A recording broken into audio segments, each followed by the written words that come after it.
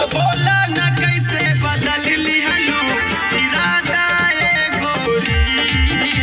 तो बोला न कैसे बदल लिहलू इरादा ए गोरी।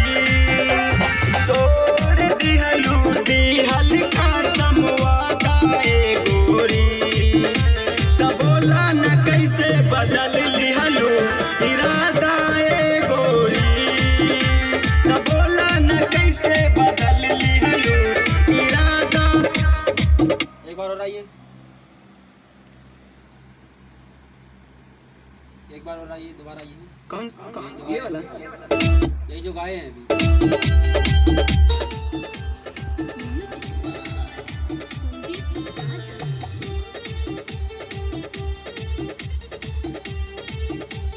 वन टू थ्री फोर।